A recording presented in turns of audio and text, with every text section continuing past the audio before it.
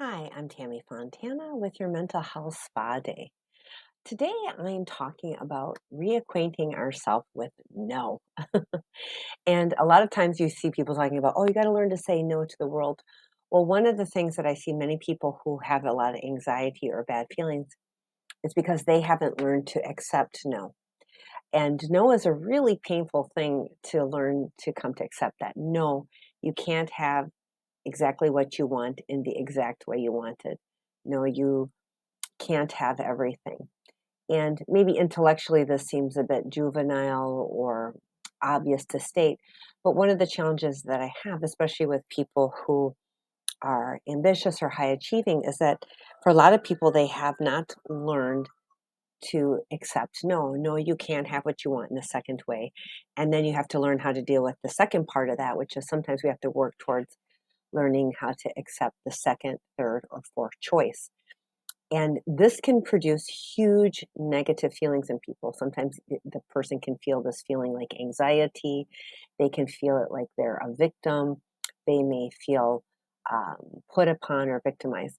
And so, for a lot of people, they haven't learned that you can't have what you want exactly the way you want it, or that sometimes that life is unfair.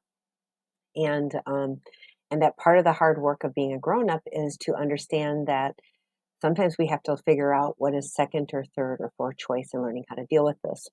And that can come from a lot of different things. It could be maybe you're starting to realize you will never make as much money as you thought you were going to make in life, or maybe your career isn't going to ever go the way that you want, or maybe you're not married to or in a relationship with the kind of person that you want.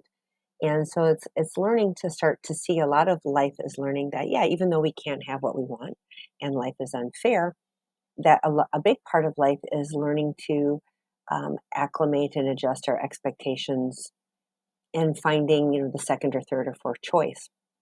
And once we really start to do this, and not settling is not the same thing as looking for an understanding, but this is a big part of mental health, well being, and getting on with life. And if this doesn't resonate with you, maybe that's because you're already doing it and this is a really strong life lesson that you've learned. Maybe it resonates with you, but this has a resonance for a romantic partner that you're in a relationship with where they just haven't learned no. And what does that look like? This looks like somebody who's constantly kind of feeling like a victim, like poor me, or feeling like life is unfair. Other ways it can manifest is sometimes people will find workarounds when they hear no. This is maybe where sometimes people will engage in overusing credit cards. They will fund a lifestyle that they can't afford because they just don't want to accept that they can't afford the life that they want, and they may justify it saying, "Oh, well, but I like really nice things." Other times, it could look like cheating or infidelity because a lot of people haven't learned no. Like, no, if you're in a relationship, you have to say no to other things. Relationships change your freedom. And so sometimes people don't like that. And so then they find, workarounds to this. So eventually life catches up to all of us, and eventually life will teach us no, no, you can't have what you want and exactly want it because life doesn't really care about either one of us, and it is often unfair. So one of the first steps then that you can start to take towards accepting no is starting to see that if you can't have what you want in the exact way that you want it, what are some of the alternatives that are going to be done in ways that you could feel proud of, that are have integrity, that don't hurt other people. Like, again, when we lie or we deceive or we cheat, or hurt you, like, say, spending too much money each month. A lot of people spend beyond their budget because they just don't want to accept they can't afford that life, and they'll say, but I'm supposed to have these things. No, nobody's supposed to have those things. So that might be a first step.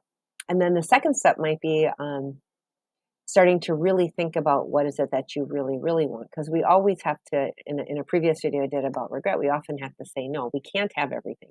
Sometimes we really have to think about what we want and what really matters to us, and then be willing to do that. Because like I said, everybody wants the amazing body. Everybody wants to have the startup company. Everybody wants to have these things. And in theory, everybody could. But the problem is most people don't want to do what is required to get it.